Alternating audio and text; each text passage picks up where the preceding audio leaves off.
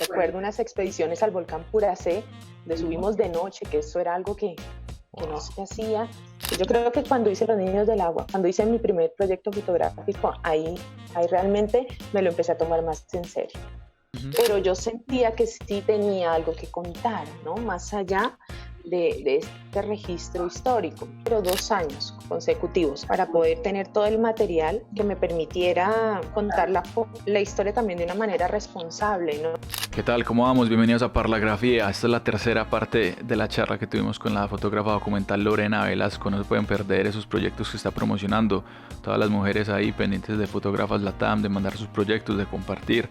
En esta sección nos va a compartir un poquito más de qué se trata ese proyecto, cómo lo empezó, cuál ha sido todo ese proceso de crecimiento y súper pendientes ahí para que manden sus proyectos.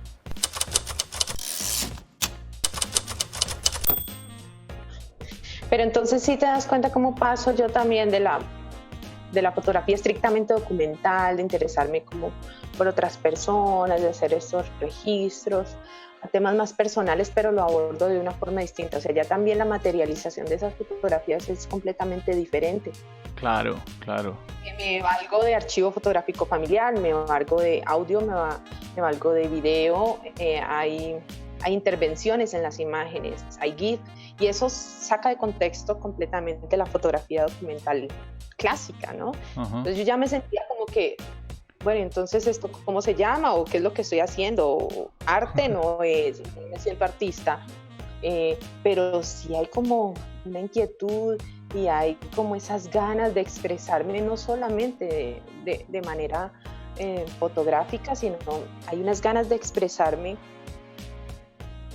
con todos los sentidos, ¿no? Generando en el espectador eso, como emociones, como que el espectador también tenga otra experiencia, unas vivencias que se pueda ver reflejado. Y es ahí donde yo siento que mi trabajo se encasilla más como con la foto, como con el nuevo documentalismo, ¿no? Que es una forma completamente diferente de narrar, donde eh, el fotógrafo se involucra, ¿no? De manera crítica en la historia que está contando, ¿no es cierto? Yo creo Claro. que eh, se caracteriza porque es un trabajo más creativo, ¿verdad? Y menos objetivo. Eso es bien, bien importante. Yo ya lo venía experimentando de a poquito con lo que estaba haciendo, pero digamos que también hay un valor estético en estas imágenes que antes no me había preocupado. Y, y hay una relación también en cuanto a los contenidos temáticos, o sea, casi que yo trabajo bajo un concepto, ¿no? Por ejemplo, en este caso el concepto era la soledad, entonces era hablar sobre eso. Um, Anteriormente, para hacer memoria a través de las imágenes, tú tenías que cumplir y hacer un buen documental o hacer un buen fotoreportaje, tú cumplías con estas preguntas. ¿Quién? ¿No? ¿Quién Ajá. está haciendo? ¿Qué sucede? ¿Cómo? ¿No? ¿Cuándo? ¿Y dónde? Si tú cumplías, digamos que con esas 5 inquietudes, a través de la fotografía, con una imagen o con una serie, pues tú lograbas hacer un buen documento histórico. Ah, yo no estoy haciendo video, creo que sí. Sí, ya ahora sí. Ok. Digamos que si tú cumplías con esas 5 preguntas, hacías un buen reportaje, ¿verdad? Ujú. Pero hoy en día en la ecuación, o digamos que para complementar esta visión, está la pregunta del por qué. ¿Por qué suceden las cosas? ¿No? ¿Cuál es mi Ujú. postura frente a lo que está sucediendo? Y es ahí donde se involucra ya el fotógrafo. Y es donde yo me Claro. siento más cómoda también siendo crítica, ¿cierto? Siendo parte de lo Ujú. que estoy retratando. Es una transformación que se ha dado en el documentalismo y, y casi que nos lleva como a estos registros un poco más contemporáneos, ¿no? Y que y tienen una característica muy particular porque son un poco más sombríos, son un poco más apáticos, es como si estuviéramos representando una sociedad más solitaria, ¿no? Una sociedad más fría, es una mirada fría y perturbadora. Siento yo que es una característica también del nuevo documentalismo, pero a la vez está hablando sobre temas que le importan a las personas o que nos importan a nosotros mismos también como fotógrafos. Entonces empieza a tener mucha proyección este proyecto y, y Wow. empiezo a entender también que son fotografías que se convierten en fotografías más placenteras, ¿no? Que las personas se quedan mirándola y se sienten identificadas o no, pero pero analizan cada parte, se preguntan por qué la mano está allí. O sea, siempre estoy dejando como cabos sueltos en las fotografías, Sí, ¿no? sí. No lo estoy expresando todo, sino que trato de dejarle al espectador una interpretación propia. Y bueno, esta fotografía la llevé al POI Latam, nunca me imaginé, pues jamás me imaginé que ese proyecto iba a tener tanto eco y que la fotografía iba a ganar un segundo lugar para Colombia. Eso fue maravilloso. Súper, súper, qué bonito. No, y el proyecto, o sea, es muy, muy fuerte, pues toda la historia que cuentas de, bueno, voy a analizar como tengo a mis otros abuelos, como que, pues, ¿qué voy a hacer? Porque ya es más el tiempo que han pasado acá que lo que van a pasar. Sí, pues era más que todo también, es una carrera contra el tiempo, ¿no? Porque finalmente pues todos vamos a morir, pero evidentemente unos más rápido que otros. Claro, Y, y era como responder a esa necesidad que yo tenía de reencontrarme, de reconocerme en sus ojos, ¿no? De sentirme parte, porque yo no me sentía parte, de hecho. Empieza como algo muy personal, pero se convierte en algo en algo que los involucra a ellos y que terminó involucrando a toda la familia, porque mis tías llegaron un día y vieron esta habitación llena de fotos y bueno, está loca, ¿qué le pasa? ¿Qué es que está haciendo? Y mi abuelo con los papelitos ahí escribiéndolos, yo los publicaba en las historias, me parecía muy chistoso y muy divertido, pero se claro. convierte en un trabajo colaborativo, porque él me decía, ah, bueno, esta foto la podemos hacer y la dibujaba y yo también le dibujaba y hacíamos una concertación, entonces era muy interesante. Y a raíz de eso digamos que no fue el detonante para que se restableciera la relación, pero sí influyó de alguna manera en que se pudieran acercar y pudieran dialogar. Claro. Todas las familias tienen problemas, todas las familias tienen diferencias y todos somos un universo diferente, pero creo que hay algunas emociones, algunas situaciones que se viven en conjunto y que nos representan a todos. Qué brutal. Muy bacana esa historia. Bueno, Bueno, creo que hay otra serie de la que quieres hablar. sí, esto no lo vamos a ver porque si no, estos son mis trabajos. Ah, bueno, espérame, yo me salgo de aquí. Esto no. Dale. Sí, em, bueno, lo que sucede con todo esto que me empieza a pasar a mí es que eh, había que empezar a trabajar en fotografía de alguna manera, así no fuera mi área o así no fuera mi campo. Entonces empiezo a trabajar con una productora acá en Popayán que me invita a hacer foto fija en sus documentales, en particular uno que se llama Gente de Montaña. Y asimismo a trabajar con varias instituciones o en varios proyectos en donde me empiezo a relacionar un poco más como con el mundo económico a través de la fotografía, porque hasta ese entonces yo hacía bodas acá en Popayán. Eso es algo también importante porque se convierte, el fotógrafo tiene que ser recursivo y si a mí me dicen, Lore, tienes que hacer video y así yo no sepa hacerlo, pues créeme que yo voy a aceptar el reto y lo voy a hacer. Claro. Eso también es importante, es importante. Entonces, empiezo a trabajar con productoras y cuando llego acá a Popayán, justo antes de la cuarentena, porque estaba viajando, estaba trabajando, eh, me encuentro con un panorama completamente nuevo en mi casa. Mi hija bastante afectada por la cuarentena, eh, con síntomas de ansiedad y la forma de lidiarlo y de manejarlo entre las dos fue a través de fotografías, que es mi lenguaje, es la forma como me puedo comunicar y se empieza a convertir en un trabajo entre las dos, ¿no? Ella me cuenta sus sueños, yo le hablo sobre lo que pienso y trato como de guiarla en ese momento tan difícil y uno siendo padre y madre pues es muy complejo. Trata de hacer lo mejor que puede, pero pues uno no se las sabe todas y tiene que recurrir a ayuda, así que nos asesoramos muy bien, empezamos a tratar esa ansiedad de mi hija, pero la idea era representar con imágenes esos miedos que ella tenía para desvirtuarlos, ¿no? Para decirle, mira, esto no es real, ¿sí ves? Se Claro. ve tétrica la imagen, se ve terrible la fotografía, pero estabas jugando, mi amor, estabas saltando, ¿sí te das Ujú. cuenta? Entonces el universo no funciona de esa manera, porque a ella le había afectado muchísimo las noticias y toda esta cantidad de información que circula en medios y en redes sobre el impacto de la pandemia. Claro. Por ejemplo, escuchó que los gatos se podían contagiar y eso fue súper traumático para ella. Aquí en el vecindario fumigaron un área y había un árbol que tenía unos pajaritos y los pajaritos se murieron y eso fue el trauma de la vida, ¿no? Pero a uno le parece esas cosas tan cotidianas, pero el impacto que tienen ellos, o sea, toca otros niveles. Claro. Y empezamos a trabajar un poco sobre esos imaginarios, sobre los imaginarios del miedo y del terror, sobre los imaginarios que, que ella asumía, ¿no? Le estaban afectando y empezamos a desvirtuarlos. Y fue muy interesante porque con el tiempo lo que sucedió fue que ella empezó a proponer las fotografías, ¿no? Uy, Y ya súper. nos divertíamos y ya ella me decía, no mami, hagamos tal cosa, mira, esto me parece muy interesante, vamos a ver si se puede ver esto. Esto me parece que podríamos hacerlo así. Eh, entonces,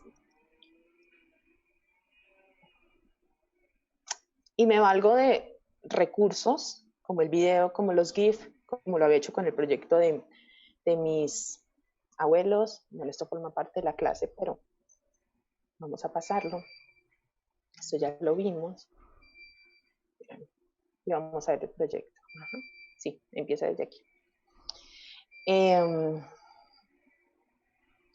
lo que te estaba contando. Entonces, empiezo a trabajar con otros recursos para contar la historia, como el video, como el audio, como el sonido, ¿no? Y a Ujú. ver, y hay una coautoría con Manuelita para poder llevar a cabo este proyecto. Y eso nos permite contar no de forma lineal la historia, ¿no? Como que hay un inicio y un fin, sino que hay un inicio, un desarrollo de la idea y un fin, sino que dejamos abiertas todas las posibilidades de interpretación.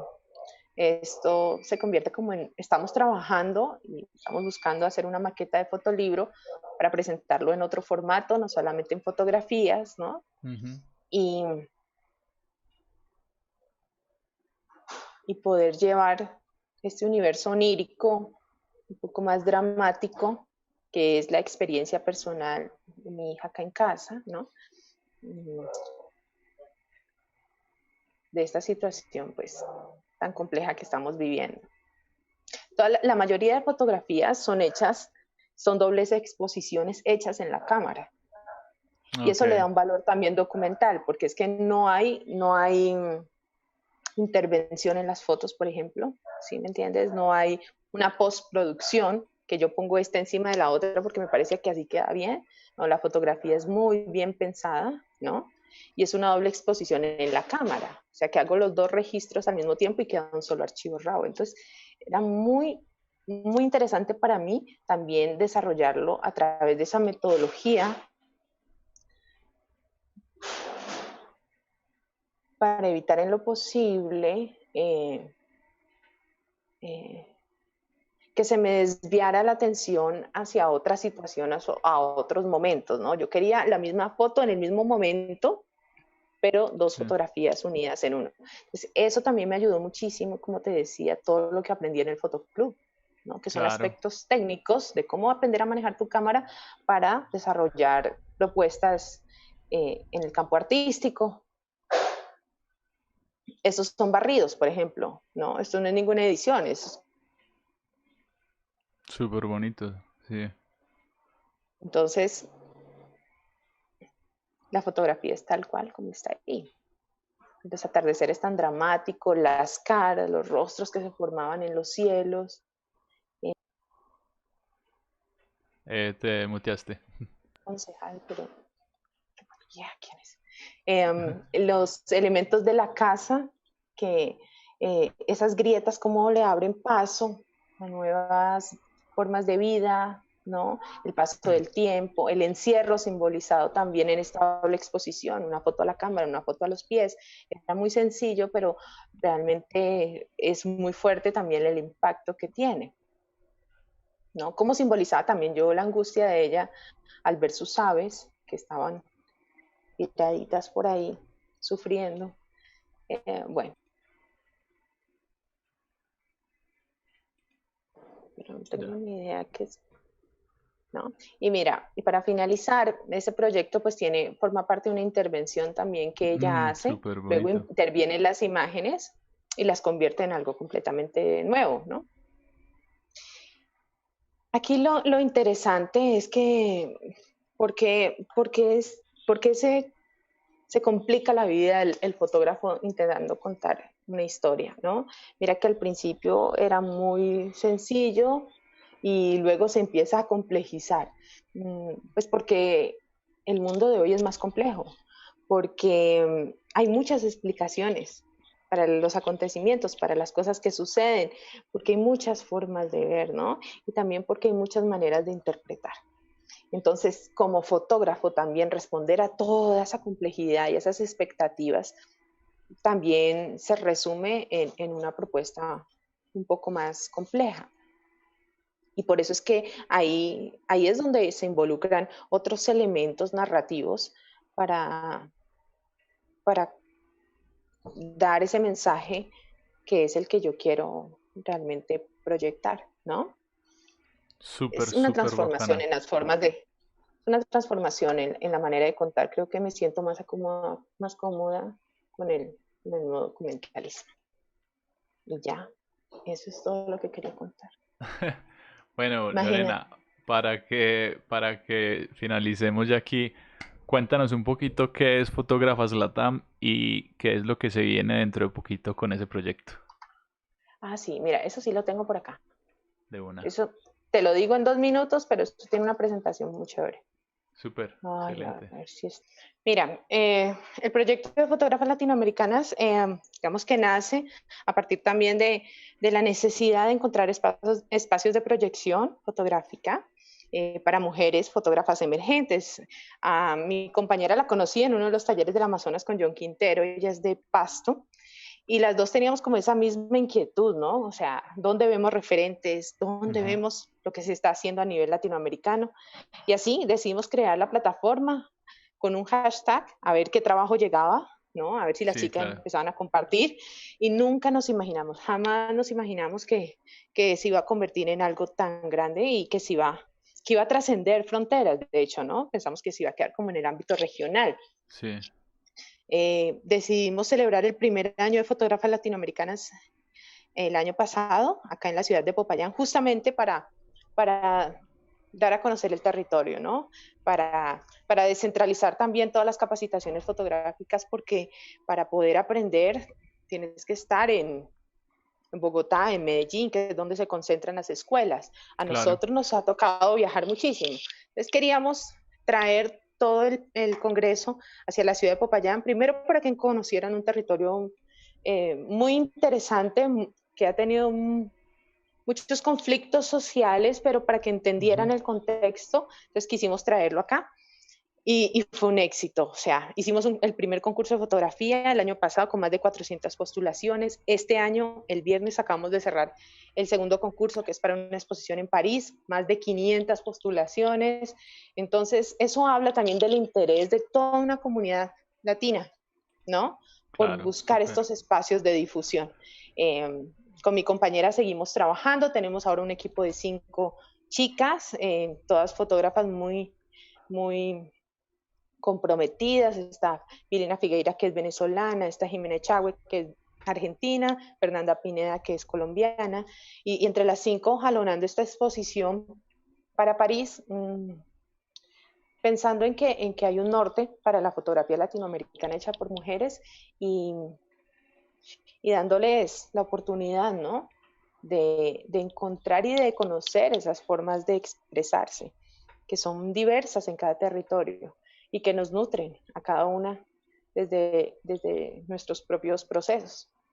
Súper excelente. Bueno, para despedirnos, ¿cuál mensaje o cuál cuestionamiento le quieres dejar a esas muchachas que o mandaron o que no quisieron mandar por duda de decir como, uy, ¿será que sí mando? Tengo una amiga que le mandé la convocatoria y me dijo, ay, ¿será que yo? Se manda, manda. O sea, nada perdés con hacer el intento. Mira, espérame, yo voy a traer, soy súper ñoña, así, y todo lo escribo. Me parece muy bien. Hace un par de días estaba en un conversatorio de ciudad, mujer y ciudad, y me preguntaban por eso, ¿no? ¿Cuáles han sido las dificultades y cuáles han sido los logros y qué es lo que ustedes han podido evidenciar con todo este proceso de Fotógrafas LATAM? Primero, que hay un vacío en la capacitación fotográfica, enorme, enorme, ¿no? En la formalización también, ¿no? Porque aquí en Colombia, y me imagino que en muchos países se dice que la profesionalización solamente es a través de pasar es a través de la formación universitaria, ¿no? Y hay mucha experiencia y hay muchos trabajos muy interesantes y hay investigaciones muy serias hechas por fotógrafos empíricos. Entonces, no sé, es como cuestionarnos también desde ese punto de vista. Además, otra, no digo dificultad, al contrario, creo que ha sido como la oportunidad de encontrarnos para poder trabajar en equipo. O sea, como te decía a un comienzo, un proyecto se construye a través de una mesa chica con las personas que uno conoce, saben del tema y te pueden aportar. Y lo mismo ha sucedido con las mujeres, ¿no? Psicólogas, sociólogas, fotógrafas, curadoras, museógrafas, directoras de cine, o sea, todas convergen en un mismo universo que es Fotógrafas LATAM y nos damos soporte unas a otras para poder sobresalir. Entonces, eso ha sido una de las ventajas. Si las chicas no se postularon, me siento muy, muy triste cuando no aprovechan una oportunidad de estas porque, mira, tenía un costo la inscripción, pero nosotras hicimos muchos en vivo y les explicábamos y cuando nos escribían les decíamos, chicas, si no tienen cómo pagar, no lo paguen, postúlense. Y así se inscribieron cientos de chicas gratis, ¿no? Porque la idea era simplemente que aprovecharan la oportunidad. Las chicas de Venezuela y de Cuba no pagaban, entendiendo la situación actual. Y si alguien nos llamaba y nos decía, tenemos solo la mitad de la inscripción, nosotros las dejábamos participar, ¿no? El recaudo es necesario porque gestionar una exposición en París no es cualquier cosa, pero más allá de eso, nuestro interés era la participación, ¿no? Y creo que se logró. Tenemos más de 560 casi participaciones. Se acabó de cerrar el viernes y creo que nos va a dar muchas alegrías. Son 20 chicas que vamos a exponer en París, así que lo que se viene es muy bueno. Lore, me alegra mucho esta conversación, muy, muy, muy nutritiva. Ya Popayán queda en mi radar fotográfico y sitio obligado de visita. Y felicitaciones por todo ese proceso, por todos esos proyectos. Y bueno, vamos a ver cómo termina el concurso, quién se va por París. Y esperemos que las cofundadoras de Fotógrafas LATAM también quieran pasar por acá por Parlagrafía para que cuenten también su historia. Sería buenísimo. Un abrazo, muchísimas gracias por la invitación, de verdad. No, a ti por venir. Cuídate mucho. Gracias, chao. Dale, chao. Bueno, señores, esta fue la tercera y última parte de la charla que tuvimos con Lorena Velasco. Excelente trabajo, muy teso ir a buscarse esos adentros, ir a explorar esa historia familiar, contarla de una manera diferente, conocer de una manera diferente a través de la cámara a esas personas que siempre están ahí pero que a veces están tan lejanas. Entonces, pendientes del siguiente episodio, ya saben, suscríbanse al canal, dejen sus comentarios, les gustó, no les gustó, qué tipo de fotografía quieren ver, qué invitados les gustaría conocer. Y ya saben que si no pueden ver el episodio por algún motivo, también está el podcast, este episodio va a estar en el podcast, entonces súper pendientes ahí de las actualizaciones. Listo, cuídense.